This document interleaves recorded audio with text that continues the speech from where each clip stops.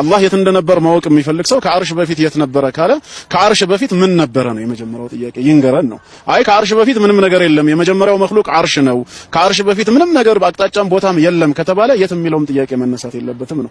ከመነሻው አስተሳሰቡ ውድቅ ይሆናል ነው።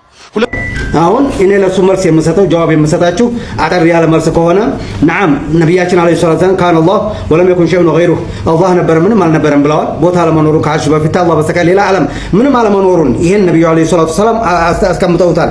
ስለዚህ አላሁ መውጁዱን ብላ መካን ስንል እኛ በዚህኛው ሐዲስ ወይም በዛ ሐዲስ ብቻ ለማቀባበላችን እንደሰማችኋቸው አላህ ከአርሽ በላይ መሆኑን ለማስተባበል የተጠቀሙባቸው የሆኑ ማስረጃዎች አሉ። የእሳቸውን ንግግር እየሰማን መልስ ከመስጠታችን በፊት በኻሊቃችን አላሁ ሱብሓነሁ ወተዓላ ጉዳይ ላይ ስናወራ ማወቅ ያለብን ዋነኛ ነጥብ አለ። እሱም ምንድነው? ስለ አላህ የሆነን ነገር ለመናገር አላህ እኮ እንዲህ ነው፣ አላህ እኮ እንዲህ ያደርጋል ለማለት ወይም ደግሞ አላህ እኮ እንደዚህ አያደርግም፣ አላህ እኮ እንደዚህ የለውም አላህን በሆነ መገለጫ ለመግለጽ ወይም ደግሞ አላህን ከሆነ መገለጫ ውድቅ ለማድረግ የምንጠቀመው የራሳችንን ሐሳብና አስተያየት ሳይሆን ባላየነው ጉዳይ ስለ አላህ የሆነን ነገር ለመናገር አላህ ራሱ የተናገረበት መሆን አለበት። ወይም ስለ አላህ ይበልጥ አዋቂ የሆኑት ነብዩ ሰለላሁ ዐለይሂ ወሰለም የተናገሩበት መሆን አለበት። እንኳን ስለ አላህ ሱብሓነሁ ወተዓላ የማናውቀውን ነገር ዝም ብለን ልናወራ ይቅርና ስለ ራሳችን ጉዳይ ብንመለከት በራሳችን ጉዳይ ስንት የማናውቃቸው ነገራቶች አሉ። እንደ ምሳሌ አላህ ሱብሓነሁ ወተዓላ በሰው ልጅ አካል ውስጥ ነፍስን አድርጓል። እቺ ነፍስ ቅርጿ ምን አይነት ናት? በልብ ላይ ነው ያለችው? በአካል ትክክል የተሰራች ናት ወይስ እግራችን ስር ነው ያለች? ይሄ ሁሉ ወሬ የሚወራው ሁሉ ግምት የዘለለ ምንም አይነት ማስረጃ የሌለበት ወሬ ነው።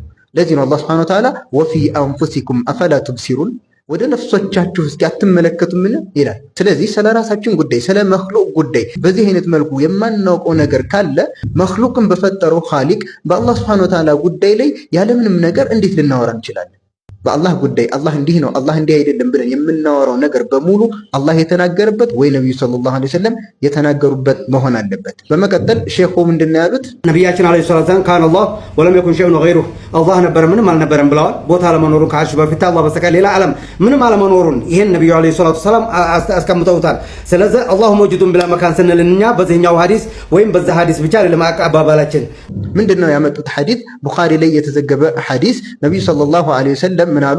ካነ አላሁ ወለም የኩን ሸይኡን ገይሩሁ ወካነ ዐርሹሁ ዐለል ማ አላህ ነበር ምንም ነገር ሳይኖር በፊት አርሹም ውሃው ላይ ነበር ብለው ይናገራሉ። ከዛም ሸኺየው ይህ ሐዲስ አላሁ መውጁዱን ቢላ መካን የሚለውን ነገር ይጠቁማል ለማለት የተናገሩት ንግግር ምንድነው? ስለዚህ አላሁ መውጁዱን ቢላ መካን ስንል እኛ በዚህኛው ሐዲስ ወይም በዛ ሐዲስ ብቻ ለማቀባበላችን አላሁ መውጁዱን ቢላ መካን የምንለው በዚህ ሐዲስ ብቻ አይደለም አሉ። መጀመሪያ ከዚህ ሐዲስ ሳንወጣ ይህ ሐዲስ የሚያስተላልፍልን መልእክት